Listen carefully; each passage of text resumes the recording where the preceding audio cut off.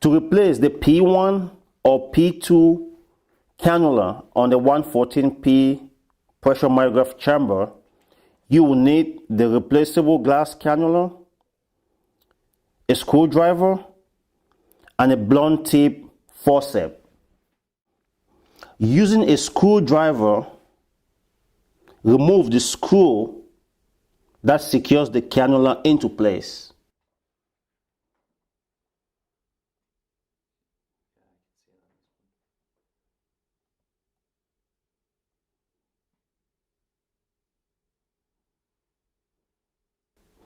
This should free up the glass cannula.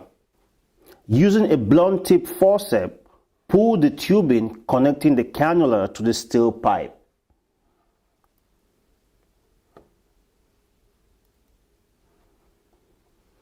Using the blunt tip forceps, remove the cannula from the tubing. Insert the new cannula back into the tubing. Handle it with caution so you do not break it.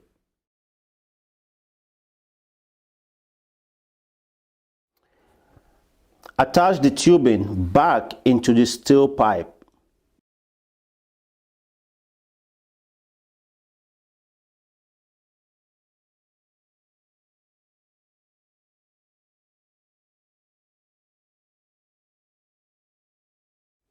Make sure the cannula is secured back into place. And tighten the screw. For the purposes of this video, we have shown the cannula replacement for the P1 side. This procedure is still the same for the P2 cannula.